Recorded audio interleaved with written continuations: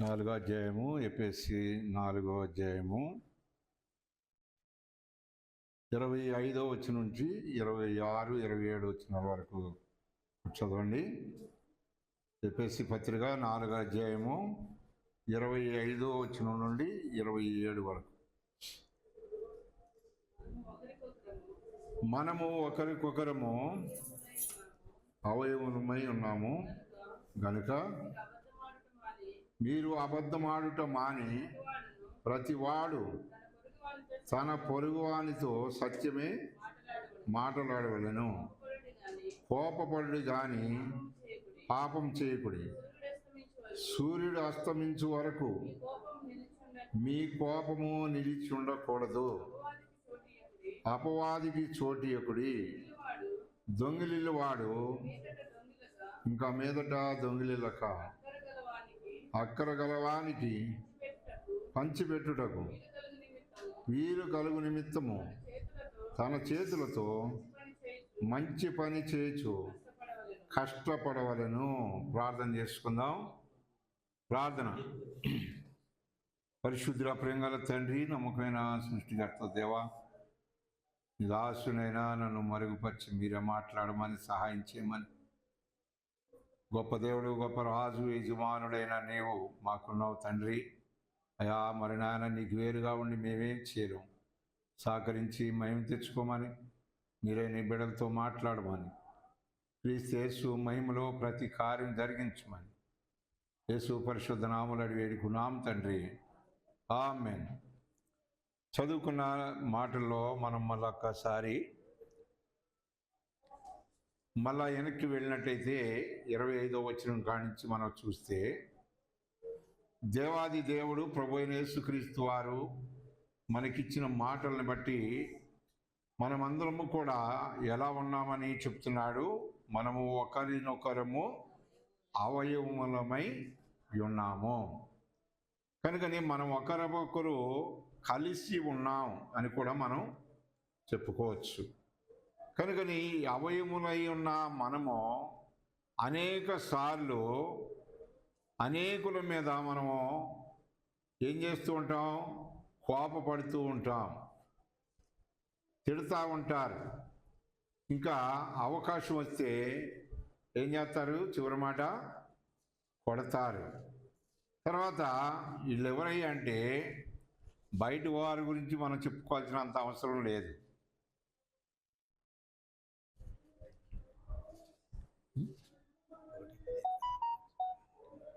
ఉంటుంది టైమా? సో ఇప్పుడు మనం ఇక్కడ రాయబడిన మాటను బట్టి చూస్తే, కోపపడుడి కానీ పాపం చేయొద్దంటాడు. ఇప్పుడు బైబిల్లో ఒక మాట తీసుకుంటే మనం, నేను చెప్పుకుంటూ వెళ్ళిపోతాను, మీరు వినుకుంటారండి. చూడండి, దేవుని పిల్లలమైన మనం ఈరోజు మనం నేర్చుకోవాల్సింది ఏంటంటే, దేవుని ఎదుట మనము అపవాదికి ఒక మాట చెప్తున్నాడు. 7వ వచనంలో 27వ వచనంలో అంటున్నాడు కదా, అపవాదికి చోటియకుడి. కనుకని అపవాదికి ఎప్పుడు చోటిస్తాం అన్నది మనం ఆలోచన చేస్తే, అపవాది ఎప్పుడు మనలో చోటు చేసుకుంటాడు ఆ ముందు వచనాల్లో మీరు అర్థం చేసుకోవచ్చు. దేవుని ఎదుట మనము అనేకుల ఎదుట కోపగించుకుని, అనేకులను దూషించి, అనేకులను శపించి, మనం ఆ యొక్క శాపాన్ని మన దగ్గర దాచుకున్నప్పుడు అపవాది వచ్చి కూర్చుంటాడు. కానీ దేవుడు ఏం చెప్తున్నారు అంటే, అపవాదికి చోటు ఇవ్వద్దు. అపవాదికి చోటు ఇవ్వకుండా నీ కోపము గురించి మాట్లాడుతున్నాడు కదా దేవుడు. ఏమని చెప్తున్నాడు? సూర్యుడు అస్తమించిన కాడి నుంచి ఎప్పటి వరకు ఉండాలంట? చెప్పండి. ఉదయించిన కాడికి అస్తమించే లోపే ఉండాలి. కనుక అలాంటి పరిస్థితుల్లో చాలామంది సరి చేసుకోవడానికి, ఒప్పుకోవడానికి వాళ్ళ ఎదుటికి వెళ్ళి తప్పుని సరిదిద్దుకోవడానికి ఇష్టపడరు నాకు తెలిసి. ఎందుకని? కారణం ఏంటంటే మీలో ఎవరైనా సరే అలాంటి పరిస్థితుల్లో ఒకవేళ ఉంటే, నాకు అన్న రావటం లేట్ అయింది. లేట్ అయితే ఆ ట్రైను రైల్వే స్టేషన్ కాడ దరిదాపుగా 5-6 అధ్యాయాలు చదువుతా కూర్చున్నప్పుడు దేవుడు ఈ మాట నాకు బయలుపరిచారు. ఈ మాట మేము తీసుకో అని. చూడండి, ఇక్కడ అపవాదికి దేవాది దేవుడు వచ్చే టైంలో సాతానికి సోటిస్తే, నువ్వు ప్రార్థన చేయకోకుండా సాతాను వస్తుంది, దేవుని గణపరచుకోకుండా సాతాను వస్తుంది, దేవుని గ్రంథాన్ని చదివి నువ్వు నింపుకోకుండా ఉన్నా కానీ అపవాది వస్తుంది. కనుక ఇతరులు మనము ఏమన్నా పగ పెంచుకున్నప్పుడు కూడా అపవాది వచ్చి నీ దగ్గర ఖచ్చితంగా కూర్చుండదు. కనుక ఇక్కడ దేవుని ఎదుట ఒప్పుకోవటమే కాదు, కానీ మనం ఎవరితోటి విరోధముగా ఉన్నామో వాళ్ళతో కూడా మనం ఏం చేయాలా? మన సమస్త లక్షణాలు ఏంటంటే, మనం ఒకప్పుడు ఉన్న పద్ధతులు ఏంటంటే, బాప్తిస్మం ఇచ్చేటప్పుడు నీ అప్పులు ఉంటే బాప్తిస్మం ఇయ్యము, నువ్వెవరితోనైనా విరోధం ఉంటే ముందెళ్ళి వాళ్ళ దగ్గర సరి చేసుకుని లెటర్ తీసుకురావాలి వాళ్ళతో. ఈరోజు అలా లేదు. ఎలా ఉంది? మనిషి దొరికాడంటే మందిరాన్ని తీసుకొస్తాం, వచ్చాడంటే మళ్ళీ ఏమనంటే వెళ్ళిపోతాడేమోనని చెప్పి పొగుడుతూ ఉంటాం. కనుక పొగడతలకి అలవాటు పడిపోయిన జీవితాలు ఏమవుతాయి అంటే రేపొద్దున నరకానికి ఆహుతైపోతాయి. కనుక అలాంటి అసమాధానం గూడిగట్టుకుని నీ మైండ్లో, నీ హృదయంలో ఉందండి, నువ్వు బల్ల తీసుకున్నా కానీ సుఖము లేదు, బల్ల తీసుకున్నది నీలో పని చేయదు. ఎందుకు? కారణం ఏంటంటే నీ హృదయములో, నీ మైండ్లో పగ, కక్ష, క్రోధము రకరకాలటువంటివి ఉన్నాయి. కనుకని అవన్నీ ఉండటం వల్ల యేసు రక్తము ఎలాంటిది? ఎలాంటి రక్తం చెప్పాలి, టైం లేదు, త్వరగా చెప్పాలి. పరిశుద్ధమైన రక్తం, నిర్దోషమైన రక్తం, నిష్కలంకమైన రక్తం, ప్రతి పాపము నుండి విడిపించును.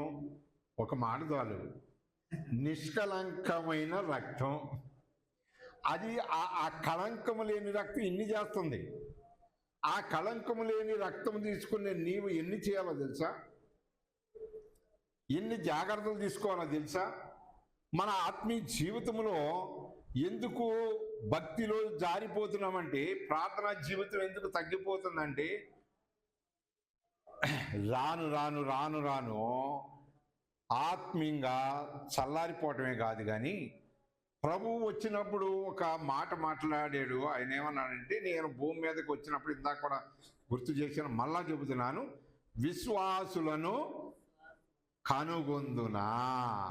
ఈ లైట్ను కనుక్కోవాలంటే ఏం చేయాలా? అన్ని లైట్లు తీసేసి లోపలికి వచ్చి ఇక్కడ లైట్ ఉంది, ఇక్కడ లైట్ ఉందని నైట్ టైం చెప్పగలమా? ఎందుకని? ఏముంటుంది లోపల? మందిరంలో చీకటి ఉంటుంది. కనుక లైట్ వేసినప్పుడు ఏముంటుంది? అమ్మా ఇక్కడే ఉన్నారా? వెలుగు ఉంటుంది. చీకటి ఏమవుతుంది? పారిపోతుంది చెప్ప పెట్టకుండానే. అలాగని ఈ చీకటి అనేది మనము చోటిచ్చినప్పుడు మనలోనే దాగి ఉండి వెలుగుకు, అంటే వెలుగు అయిన దేవునికి నీ హృదయంలో చోటు లేదు. అందుకే పౌలు గారు కొరింథీయులతో అంటాడు, నీ హృదయమే దేవుని ఆలయము. చూడండి, ఈ ఆలయములో సాతాను సంబంధమైన ఏదైనా దాచిపెట్టుకున్నప్పుడు, అపవాది సంబంధమైన మెటీరియల్ నీలో ఉంటే వాడికి నువ్వు ఏమిచ్చినట్టు? చోటిచ్చినట్టే. చూడండి, ఆదికాండం 3వ అధ్యాయము చోటిచ్చిన వారు ఎవరన్నది చకచక నేను చూపిస్తాను, త్వరగా చదవండి. ఆదికాండం 3వ అధ్యాయం. మధ్యన కొన్ని ప్రశ్నలు అడిగినప్పుడు కూడా మీరు త్వరగా చెప్పాలి, ఎందుకంటే ఆరితేరి దేవునిలో బాగానే ఉన్నారు కనుక కొన్ని తెలుసు. చదవండి. మొదటి మాట మనం చూస్తే, దేవుడైన యెహోవా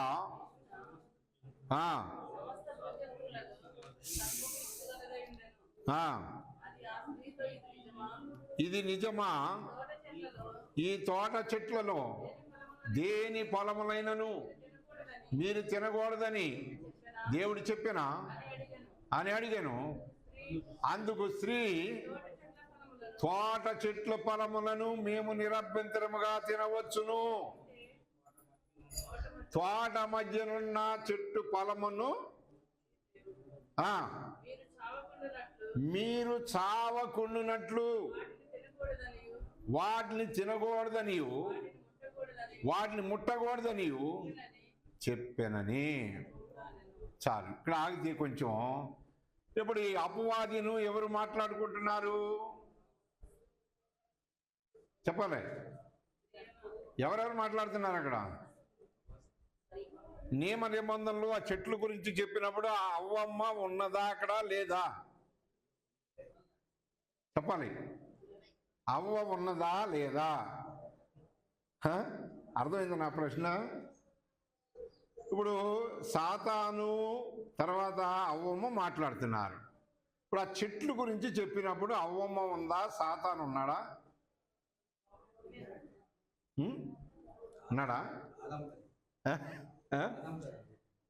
మా ఆదాముకొక్కడికి చెప్పాడు, అప్పుడు అవ్వమ్మ లేదు.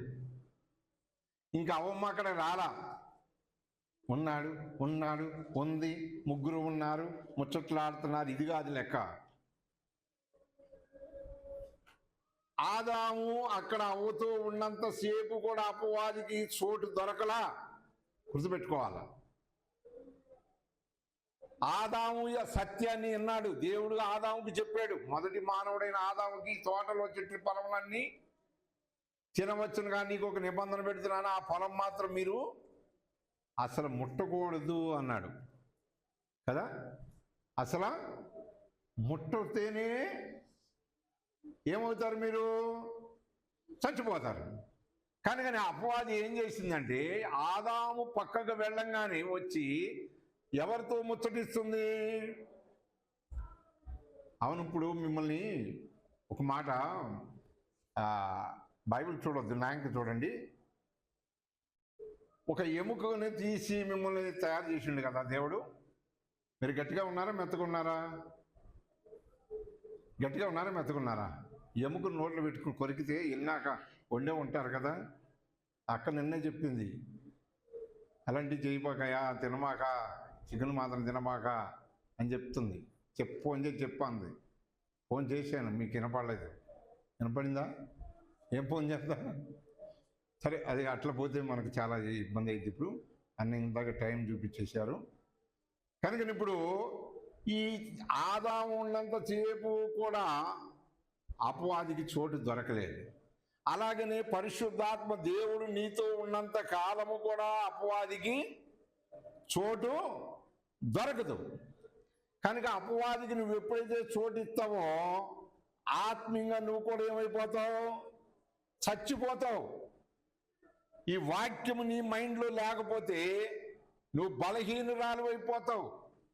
కనుకనే అపవాది చెప్పిన మాటలకు లోబడి లొంగిపోయి చేయొద్దని చెప్పిన పనే చేసి నందువల్ల దేవుడు అన్నాడు, స్త్రీ బలహీనమైన ఘటమనించాడు. లేకపోతే ఎముక, మీరు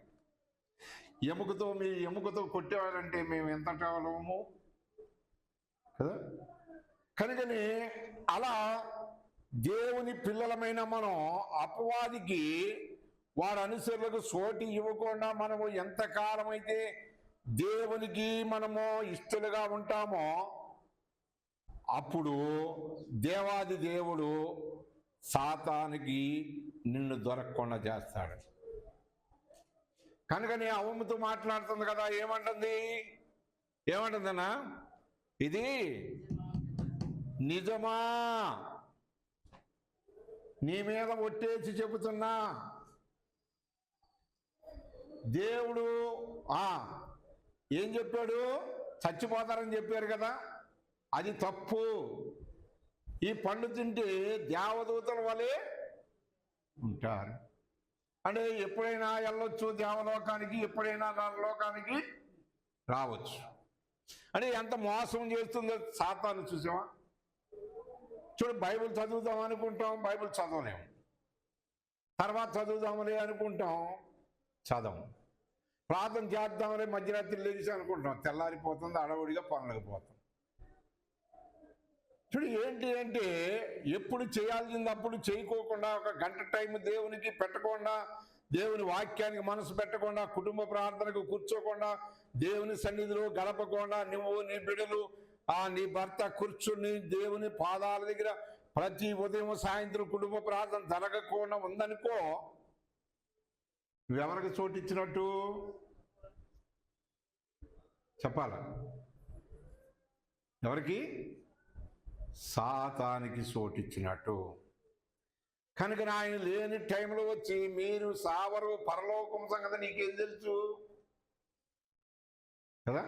ఏం మాట్లాడారు? వాళ్ళ సంభాషణ ఏంటి? పరలోకంలో మర్మాలు నీకు తెలీదు అవమ్మా.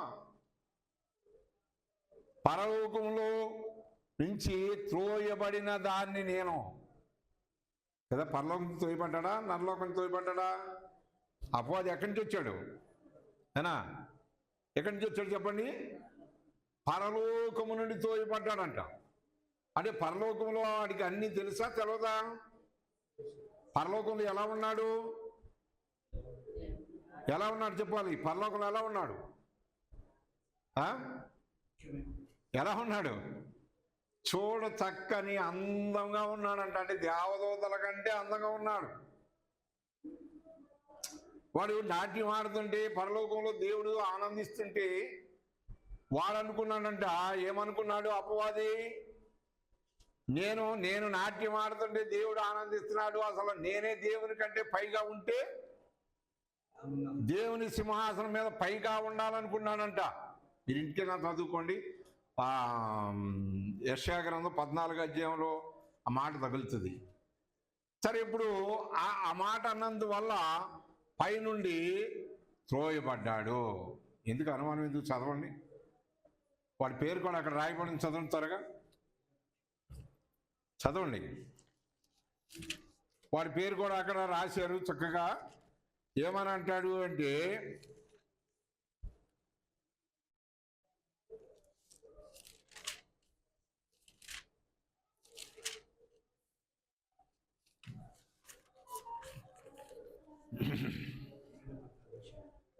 పన్నెండో అధ్యాయము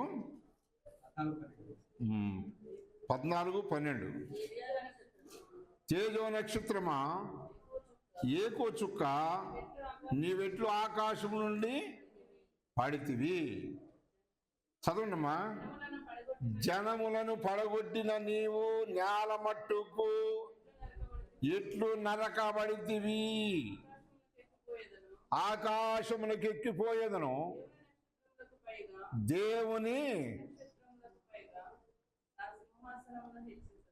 దేవుని నక్షత్రమునకు పైగా, అంటే దేవుని సింహాసనానికి పైగా ఉందామనుకుందంట అపవాది. అంతేనా? దేవుని కంటే పైగా పై స్థానం కోరుకున్నందువల్ల ఏమైపోయింది? డైరెక్ట్గా ఎక్కడికి వచ్చి పడింది? ఎక్కడికి వచ్చి పడింది? నేల మీద పడింది కదా. అంటే నేల మీద పడిన దానికి ఏం ఆలోచనలు ఉంటాయి? భూమి మీద పుట్టినోడికి ఏం ఆలోచనలు ఉంటాయి చెప్పరు? భూమి మీద పుట్టినోడికి భూ సంబంధమైన ఆలోచనలు ఉంటాయి. పరలోకాన్ని కోల్పోయిన దానికి పరలోకం సంగతులు కూడా తెలుసు. భూ సంబంధమైన రీతిగా ఈ మానవులు ఎలా పడగట్టాలో కూడా అపవాదికి తెలుసు. కనుక ఎంతో తేజో నక్షత్రమైన ఈ అపవాది ఏమైపోయాడు? భూమి మీదకి వచ్చి ఏమైపోయాడు? జనముల్ని పడగొడటానికి సిద్ధంగా ఉన్నాడు. ఆది కాలం నుండి ఆదాము దగ్గర నుంచే ఒక్కొక్కరిని భక్తులైన వారిని పడగొడుతున్నాడు. చూడండి, పడిపోయిన వారిని మనం చూస్తే దేవుని పిల్లలమైన మనం ఎంతమంది పడిపోయారు అన్నది మనం చూస్తాం. న్యాయాధిపతుల గ్రంథం త్వరగా చదవండి, 14వ అధ్యాయం 1వ వచనం. న్యాయాధిపతుల గ్రంథం 14:1. సంసోను తిమ్నాతునకు వెళ్ళి తిమ్నాతులో ఫిలిస్తీన్ల కుమార్తెలో ఒకతిని చూచి చూడండి ఇక్కడ సంసోను సంసోను ఎవరు? దేవుని చేత నాజీరు చేయబడినవాడు. ఫిలిస్తీన్లు ఎవరు? ఇజ్రాయేలీలకి శత్రువులు. ఇప్పుడు ఈయన అక్కడ అవ్వమ్మ తోటలు ఆ పండును చూసి పడిపోయినట్టు ఈ పండును చూసి ఈ సంసోను ఏమయ్యాడు? పడిపోయాడు. పడిపోవటమే కాదు, తల్లిదండ్రులు ఏం చేశాడు? ఎదిరించిన వాడిగా ఉన్నాడు. తల్లిదండ్రులు కూడా అన్నాడు, ఏమన్నారు? నా స్వజంలో మన దేశంలో లేరా అంటే ఆయన ఏమంటాడు? నేను చూశాను, నాకు చెయ్యాలి. ఇప్పుడు ఈ అవ్వమ్మ కూడా చూసింది, కొయ్యాలి. కోసిన తర్వాత ఆగిందంటే తినేసింది. తిన్న తర్వాత అక్కడితో ఆగిందంటే అయ్యగారు వచ్చాడు, అయ్యగారికి కూడా పెట్టేసింది. ఇప్పుడు ఇద్దరు కూడా ఏమైపోయారు? తోటలో నుంచి తోసివేయబడ్డారు. చూడండి, తోసివేసిన తర్వాత ఏమాటం పెట్టాడు వాళ్ళకి? ఏమాటం పెట్టాడు చెప్పండి. చూడండి, ఇక్కడ పెద్ద బండి చక్రం లాంటిది ఇటు ఆటం పెట్టాడు అనమాట. అది మీకు తెలియదు, ఇప్పుడు వాళ్ళకి తెలవదు. నా బాలనాగం సినిమాలో నేను చిన్నప్పుడు చూసా, నాకు తెలీదు. రక్షణ పొందడం దాకా నేను చదువుతుంటే నాకు వచ్చింది. చూడండి, ఇలాంటి పెద్ద బండి చక్రం లాంటిది పెడితే దానికి కత్తులు లాంటివి ఉండి ఒకటి ఇటు తిరుగుతుంది, ఒకటి ఇటు తిరుగుతుంది, ఆపోజిట్ తిరుగుతున్నాయి. ఈ రెండు ఆపోజిట్ తిరుగుతున్నప్పుడు ఇంకెవరన్నా లోపల రావడానికి అవకాశం ఉందా? ముందు పంపించాడంట ఈనల. తర్వాత ఏమయ్యాడు? వీళ్ళిద్దరు నెట్టేశారంట ఒకడికి. ఇప్పుడు అలాగే సంసోను కూడా ఏమి చేశాడంటే, నేను నాజీరు చేయబడిన వాడిని, నేను ఒక పరిశుద్ధుడను, నేను ఒక దేవుని పని చేసేవాడిని, దేవునికి ఇష్టడిని, దేవుని పని చేయాలి కదా అని అనుకోలే. అరే నా తల్లిదండ్రులు ఏదైనా చెప్తున్నారు, అది చేద్దాం ఇందామని అన్న మాట కూడా ఆ మైండ్కి రాలేదు. అని మొట్టమొదటిగా నిన్ను పాడు చేసి ఆయన్ని పాడు చేసింది, వాళ్ళిద్దరిని పాడు చేసింది ఏంటంటే కంటి చూపే. ఇప్పుడు డాక్టర్ దగ్గరికి వెళ్ళినప్పుడు ఏం చేస్తాడు? పరిశుద్ధులనా ఉండవా? డాక్టర్ దగ్గరికి వెళ్ళినప్పుడు ఏం చేస్తాడు చెప్పు? మొట్టమొదటిగా నీ కన్ను తెరిచి చూస్తాడు, బ్యాటర్ లైట్ వేసి. తర్వాత నోరు తెరువు అంటాడు. ఈ రెండు నిన్ను ఏం చేస్తున్నాయి? అపవిత్రులుగా చేస్తున్నాయి. ఇప్పుడు అదే జరిగింది సంసోను జీవితంలో కానీ అవ్వమ్మ జీవితంలో కానీ వీళ్ళిద్దరి జీవితంలో జరిగింది ఏంటంటే చూపులోనే పడిపోయారు. కనుక కొత్త నిబంధనలో చెప్తాడు కదా, ఏమంటాడు?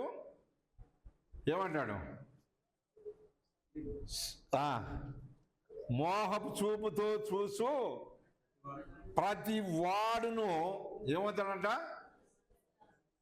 ఏమవుతాడు?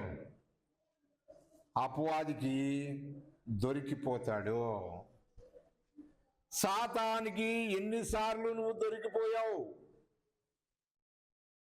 కనుకనే దేవుని యొక్క పిల్లలమైన మనము, దేవాది దేవుడు ప్రభువైన యేసుక్రీస్తు వారు ఈ లోకానికి వచ్చినప్పుడు నువ్వు ఎలుగుతున్నా ఆత్మగా ఉన్నావా, లేకపోతే చల్లారిపోయిన భక్తుడుగా ఉన్నావా? కనుక చీకటితో పొత్తు కలిగి ఉన్నావా, ఎలుగైన దేవునితో నడుస్తున్నామా? ఇప్పుడు ఎలుగై ఉన్న ఈ యొక్క సంసోను ఏమైపోయాడంటే ఒక చిన్న సూపులోనే ఏమైపోయాడు? పడిపోయాడు. కనుకనే దేవుని పిల్లలమైన మనం అనేక సార్లు ఏం చేస్తూ ఉంటామంటే చిన్న విషయంలోనే మనము పెద్ద బాధను తెచ్చిపెట్టుకున్నాం. 3వ వచనం చదవండి. 14 సంసోను గురించి చదివారు కదా, 3వ వచనం చదవండి.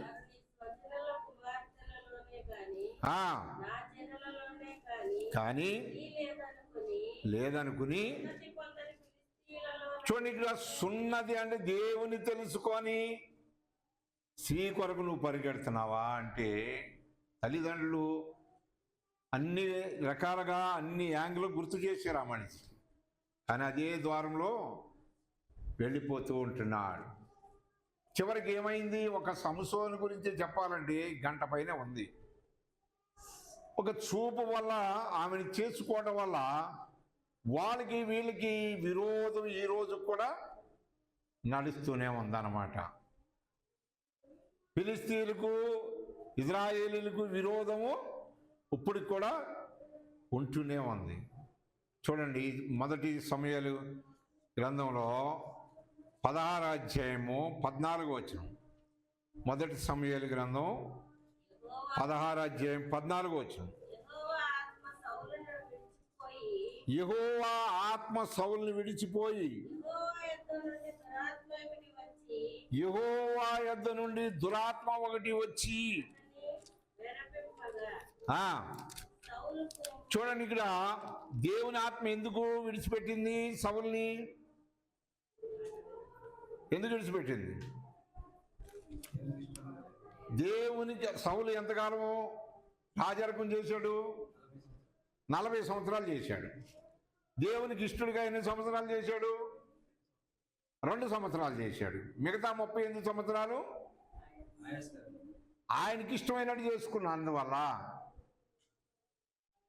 అందుకని ఈయన్ని తొలగించి ఎవరిని పెడదాం అని ఆలోచించడానికి ఇంకొక వ్యక్తి దొరకడానికి 38 సంవత్సరాలు పట్టింది దేవునికి. అంటే నీకు ఇచ్చిన రక్షణను నువ్వు కొనసాగించకపోతే, నీకు ఇచ్చిన ఆత్మీయతను ప్రార్థనా జీవితాన్ని నువ్వు కొనసాగించకపోతే, ఆదివారం వచ్చి ఆరాధన చేసి బల్లలో పాలు పొందేటప్పుడు మాత్రమే మనం సరి చేసుకుంటే దేవునికి ఇష్టమైంది కాదు. కనుక ఒక వివాహం చేయాలంటే 6 నెలల ముందే మనం ఏం చేస్తుంటాం? సంవత్సరం ముందే ఏం చేస్తుంటాం? చెప్పండి అమ్మా, ఏం చేస్తాం? సిద్ధపడతాం. డేట్ పెట్టుకున్నా కానీ ఏం చేస్తాం? పెళ్లి డేట్ పెట్టుకున్నా కానీ ఏం చేస్తాం? అసలు అలాంటివి మాకు తెలియదు అన్నట్టున్నారేంటి? ఇంకా ఇట్లాంటికి ఇప్పుడు విమానాశ్రయంకి వెళ్తే విమానం ఎక్కాలంటే 2 గంటల ముందు అక్కడ కూర్చోవాలి. మన బ్యాగులు మన ఒళ్ళు అన్నీ చెక్ చేస్తారు. బస్సు ఎక్కాలంటే అరగంట ముందు వెళ్ళి కూర్చుంటాం కదా. మా కొండపల్లిలో ఒక్కోసారి 7 గంటలకు వస్తుంది, ఒక్కోసారి 8:30 వస్తుంది. ఎందుకైనా మంచిదని 7 గంటల ముందు వెళ్ళి కూర్చున్నాను. 7:30కు వచ్చింది. అంటే మన కొరకు అది ఆగదు, దాని కొరకే మనము ఆగాలి, సిద్ధపడాలి. ఇప్పుడు ఆత్మీయ జీవితంలో మనం దేవుని కొరకు మనం ఎంతగా సిద్ధపడుతున్నామన్నది ప్రాముఖ్యంగా తెలుసుకోవాలి. అలా చేయకపోతే ఇతను ఏమైపోయాడు? ఈ సౌలంటే యెహోవా యొద్ద నుండి దురాత్మ వచ్చే అంత కాడికి చేసుకున్నాడు. 23వ వచనం చదవగా, దేవుని యొద్ద నుండి దురాత్మ వచ్చి. చాలు, దేవుని దగ్గర నుంచి దురాత్మ వచ్చిందంట. అంటే చూడండి, మనం అనేక సార్లు ఏమనుకుంటాం చెప్పండి? ఈ లోకంలోనే తిరుగుతున్నారు సాతానులు అనుకుంటాం కదా. అంటే దేవుని దగ్గర నుంచి కూడా ఆయన ఆజ్ఞ ప్రకారం వచ్చింది. ఆజ్ఞ ప్రకారం వచ్చి సౌలును ఆవరించడానికి కారణం ఏంటంటే ఇంకా సౌలుతో దేవునికి పని లేదు. సౌలుని ఇంకా పక్కకు పెట్టేయాలి. సౌలు స్థానంలో ఎవరు రావాలి అంటే దావీదు రావాలి. దావీదు ఎవరు అని మనం ఆలోచిస్తే దావీదుని ఏమని పోల్చాడు దేవుడు? దావీదు ఇంకా చెప్పాలి దావీదు గురించి. నా ఇష్టానుసారుడు, నా ఉద్దేశములను నెరవేర్చేవాడు ఒకడు దొరికాడు. అందుకే దావీదు గురించి దేవుడు ఏమన్నాడంటే, భూమి ఉన్నంత వరకు, సూర్యుడు ఉన్నంత వరకు నీ సింహాసనాన్ని ఎవడు కదిలించడు అని చెప్పాడు దేవుడు. కారణం ఏంటంటే దేవునికి ఎంతో ఇష్టడుగా బ్రతుకుతూ వచ్చాడు. ఈరోజు కూడా యెరూషలేములో ఏలేది ఎవరై అంటే దావీదు పిల్ల పిల్ల పిల్ల పిల్ల తరాలు ఇవాళ కూడా వెళ్తున్నారంట. వాళ్ళు అంటే వాళ్ళ రక్తమే నడుస్తుంది అక్కడ. మనము దేవునికి ఎంతగా ఇష్టలుగా ఉన్నాం అన్నది మనమే పరీక్షించుకోవాలి. ఎందుకంటే అనేక సార్లు మనం ఏమంటాం ప్రార్థనలో, పరీక్ష చేసుకున్నామా అంటే ఏమంటారు చెప్పండి? ఏమనరా మీరు? ఏమనరా మీరు అనేది? నేను చెప్పనా వద్దాం? బాధపడరుగా? నాలో పాపం ఉందేమో చూడయ్యా అంటామా లేదా? నీలో పాపం ఉందా, పరిశుద్ధత ఉందా నీకు తెలీదా? అర్థమైందా నా ప్రశ్న? మనలో పాపం ఉందా, పరిశుద్ధత వెళ్తుందా మనకు తెలుస్తుందా, తెలవదా? మరి దేవుని ఏమంటాం? నాలో పాపం ఉందేమో మాట్లాడతలేదంటే ఇంక టైం అయిపోయింది ముగించన్నా అన్నట్టు ఉన్నారు. వెనక్కి తిరిగి చూడొద్దులే. అందుకని అంత మంచివాళ్ళని ఇటు నుంచి గడియారం అక్కడ పెట్టించింది. ఈయన అంత మీరు వాక్యం వినరు, మీరంటే మీరు కదలే పక్కన వాళ్ళు, మీరు వినరు సరే. ఈయన ఆరాధన ఎంతసేపు చెబుతున్నాడు, బలవర్తమానం ఎంత చెబుతున్నాడు అని ఈ టయాల్లో ఎక్కేస్తారు. అందుకని అటు పెట్టించింది అక్క. మంచి పని చేసింది. నా ఒక్కడు కనపడితే చాలు. చూడండి, దేవుని పిల్లలమైన మనం ఈ లోకంలో ఉన్నంత కాలం కూడా సెకండ్లో మనం ఏమవుతాం? ఆత్మీయ జీవితంలో పడిపోతాం. బైబిల్ క్లియర్గా చెప్తుంది, ప్రార్థన చేయకపోవటమే. ఇప్పుడు ఆ పాపం చేపించేవాడు దగ్గరగా ఉన్నాడు సాతాను. వాడు వచ్చి మళ్ళీ కూర్చుని ఏం చేస్తాడు? గలిబిలి గందరగోళం చేస్తూ ఉంటాడు. కనుక నేను నాలో పాపం ఉందేమో చూడు ప్రభువా అనుకోకుండా, నాలో పరాంది ఉన్నది, తప్పిదం ఉన్నది అని బట్టబయలు చేయడానికి సిగ్గుపడుతుంటాం కదా. పక్కన వాళ్ళు వింటారేమో, అబ్బో ఏమే భక్తురాలు, అబ్బో ఇన్ని చేసిందా, ఇంకేమతో సహవాసమో మనం చేయకూడదు. వీళ్ళు ఎంత ఉందో అది చూసుకోరు. పాట పాడుతుంటారు కదా. ఏమని పాడతారు? చిన్న గొర్రె పిల్లను నేను యేసయ్యా, మెల్లమెల్లగా 100 ఏళ్ళు వచ్చినా చిన్న గొర్రె పిల్లవే. 100 సంవత్సరాల ఆత్మీయ జీవితంలో నీలో ఉన్నప్పటికీ కూడా నువ్వు చిన్న గొర్రె పిల్లను, నువ్వు పెద్ద గొల్లడు అయ్యా, నీ కన్నులు చాలా పెద్ద అయ్యా. ఆ నాలో పాపం ఉందేమో నువ్వే చూడయ్యా, నేను మాత్రం ఒప్పుకోను. హృదయాన్ని కఠినపరుచుకుని అట్లానే కూర్చుండు ప్రభువా. ఎప్పుడు బల్లెత్తాడో, ఎప్పుడు ఆఖరి ప్రార్థన చేస్తాడో, ఎప్పుడు కానికేయాలో, ఎప్పుడు ఇంటికి పరిగెట్టాలో, వండిన కొండ వాల్చిన మంచం ఎదురు చూస్తుంది ప్రభువా. ఇంకా ఆయన ముగిచ్చేదడి చేయ్యా, ఆయన కాళ్ళు నొప్పులు వచ్చేదడి చెయ్యయ్యా.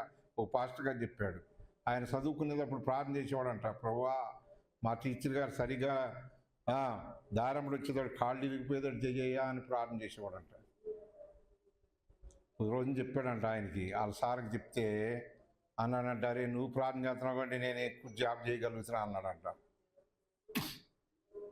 చూడండి, దేవుని పిల్లలమైన మనం దేవాది దేవుడు ప్రభువైన యేసుక్రీస్తు వారికి సమయము ఇవ్వటానికి ఎంతో కేటాయిస్తాం. అంటే మీరు కాదు, ఏమనుకోవద్దు నన్ను. దేవుని యొక్క పాదాల దగ్గర అసలు లెక్క పెట్టాలంటే ఈ రోజంతా కూడా ఎవరితో తెలుసా? చెప్పండి, మీరు చెప్పండి. ఈ రోజంతా ఎవరిది చెప్పాలన్నా? ఎప్పుడు వచ్చింది ఆదివారం? వారం ముందు వచ్చిందా? ఎప్పుడు వచ్చింది ఆదివారం? ఆదివారం అని ఎప్పటి నుంచి పిలుస్తున్నాం మనం? రాత్రి 12. మళ్ళీ ఎప్పుడు వెళ్ళాలి మీరు ఇంటికి? అది ఎన్నింటికి రావాలి మీరు? ఇక అక్క మేమే చెప్పుకోవాలి. చెప్పండి. మేము ఆన్లైన్లు పెట్టేవాళ్ళం ఇంతకుముందు, కరోనాకు ముందు. నెలకు 6 ఆన్లైన్లు పెట్టేవాళ్ళం, 6, 5 పెట్టేవాళ్ళం. సేవకులు 10 మంది 15 మంది వచ్చేవాళ్ళు. ఎన్నింటికి రావాలి తెలుసా? ఆల్నైట్కి ఎన్నింటికి రావాలక మీరు చెప్పండి. టైం ఎంత కేటాయిస్తే అంత అన్న అంటారు, అంతేనా? సాయంత్రం 6ంటికి రావాలి, రేపు పొద్దున 6ంటికి వెళ్ళాలి. రాకపోతే ఆ మనిషికి, ఆ సేవకుడికి 150 ఫైన్. సాయంత్రం 6 గంటలకల్లా వచ్చేయాలి. పలానా రోజు వారంలో అన్నప్పుడు ఆ రోజు 6 గంటలకు వచ్చి రేపు పొద్దున 6ంటికి వెళ్ళటమే, 6 తర్వాత టిఫిన్ చేసి వెళ్ళటమే. అంటే స్టార్ట్ అయ్యేది 9 గంటలకు, వీళ్ళు హాజరయ్యేది 6 గంటలకే. మందిరంలో ఉండి నీ ఓపుకుంటే ప్రార్థన చెయ్యి, లేకపోతే బైబిల్ చదువుకో, లేకపోతే అక్కడ ఏదైనా ఇస్తే తిను, పెడితే తాగు, లేకపోతే అట్లా పడుకుని ఉండు. ఇది నియమం. అప్పుడు ఎన్ని గంటలు గడిపినట్టు? పరిశుద్ధరానా? ఎన్ని గంటలు? 12 గంటలు. మరి మందిరంకి వచ్చినాక ఆగుతారా ఏంటంటే ఆహారం ముచ్చట్లు చెప్తారని అసలు చెప్పరు. ఏంటి కారణం అంటే 150 కట్టాలి. ముచ్చట్లు చెప్పిన 150 కట్టాలి, రాకపోయినా 150 కట్టాలి, వచ్చినాక ప్రార్థన ఉండకపోయినా. ఇవాళ ఏమి ఉంది అండి, వాళ్ళు అసలు ఆన్లైట్లే కొంతమంది పెడుతున్నారు. 9ంటికో 8ంటికి పెట్టి 12 దాటంగానే ఏం చేస్తున్నారు? అయిపోయింది. అది ఆన్లైటా? ఊరిని చెప్తున్నారు, ప్రేరేపిస్తున్నాడు దేవుడు, చెప్తున్నాడు. అది ఆన్లైటా? ఒకసారి మేము విసనపేట పర్చేజ్ చేసేటప్పుడు ఆ పక్క చేలు ఉండి చర్చి పక్కన ఒక అక్క వచ్చి మందిరంలో నిద్రపోతుంది. నేను లేపాను, ఈ టైం మధ్యాహ్నం టైం లేపి పాపం అన్నం తిందో లేదని అడుగుదామని లేపితే ఆమంది, అయ్యా రాత్రి అంతా ఓల్ నైట్ చేశానయ్యా, అందుకని నిద్ర వస్తుంది, ఓల్ నైట్ చేశాను. టైం చెప్పాక అంటే 8 గంటలు 1 గంట లోపేనయ్యా, తెల్లవారులు కష్టపడినట్టు. అది ఓల్ నైటు. మరి ఆల్ నైటు రాత్రంతా ప్రయాసపడితేనే. ఒక్క వ్యక్తి యాకోబు చేశాడు. మనం ట్రాఫిక్ మారిపోతుంది. ఇప్పుడు దేవుని పిల్లలమైన మనం సృష్టికర్త అయిన దేవుని ఎదుట మనలో ఎలాంటి తప్పిదాలు ఉందన్నది మనం గుర్తుపెట్టుకుని వాటిని బట్టబయలు చేసి దేవుని ఎదుట నిన్ను నువ్వేం చేయాలా? ఒప్పుకోవాలి. బైబిల్లో అదే చెప్తున్నాడు, అతిక్రమలు దాచిపెట్టువాడు.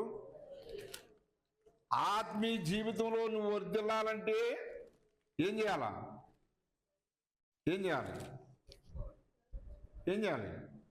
దాచిపెట్టుకోవాలా? ఏం చేయాలి? ఒప్పుకోవాలి. చూడండి, ఇంకా చివరి మాట చూపించేసి నేను ముగిస్తాను. మొదటి కొరింథీ పత్రిక అన్న టైం కూడా దాటిపోయింది కనుక ముగించుకుంటాం. 11వ అధ్యాయము 28వ వచనం. కాబట్టి ప్రతి మనుషుడు తనను తాను పరీక్షించుకొనవలెను, అలాగు చేసి ఆ రొట్టెని తిని ఆ పాత్రలోనికి త్రాగవలెను. ప్రభు శరీరం అని వివేచింపక తిని త్రాగువాడు తనకు శిక్షా విధికే తిని త్రాగుతున్నాడు. ఇందులో అనేకులు ఏమైపోయారు? బలహీనులు, రోగులనై ఉన్నారు, చాలా మంది నిద్రపోతున్నారు. చదవండి, కంటిన్యూ చేయండి. అయితే మనలను మనమే పరీక్షించుకున్న ఎడల, ఇప్పుడు తీర్పు ఏమవుతుంది? పరీక్షించుకుంటే ఏమవుతుంది? తీర్పు ఏమవుతుంది? తీర్పు ఏమవుతుంది? చెప్పమ్మా. తీర్పు పొందకపోదుము అంటున్నాడు కదా అక్కడ. తీర్పులోకి వెళ్తామా వెళ్ళమా? ఎందుకని? ఇక్కడ నిన్ను నువ్వే నలగొట్టుకున్నందువల్ల, ఇక్కడ నిన్ను నువ్వే సిగ్గుపడకుండా దేవుని ఎదుట సరి చేసుకున్నందువల్ల తీర్పు అనేది పోతుందంట. తీర్పు పొందకపోదురు అంటున్నాడు. కనుక తీర్పు దినాన నువ్వు దేవుని ఎదుట వెళ్ళి ఆ సింహాసనం దగ్గర చేతులు కట్టుకుని నిలబడాల్సినంత అవసరం లేదని ఆ మాట సెలవిస్తుందన్నమాట. సరి చేసుకోకపోతే, ఒప్పుకోకపోతే ఖచ్చితంగా ఎక్కడికి వెళ్ళాలి?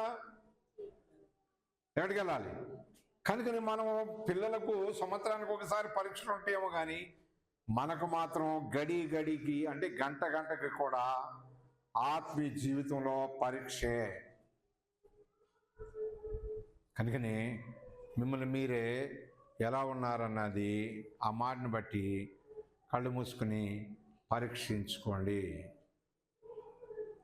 కొంత సమయం మరి ఇవ్వబడుతుంది కనుక ఆ సమయంలో మిమ్మల్ని మీరే పరీక్షించుకోవాలి. ఎందుకంటే ఈ లోకంలో మనము ఉన్నాం, ఎవరు కూడా పవిత్రులు కాదు. కనుక దేవుని దగ్గరికి వెళ్ళే వరకు కూడా మనం దినదినము కూడా మనమే పరీక్షించుకోవాల్సిన బాధ్యత మనకి ఇచ్చాడు దేవుడు. అక్కడికి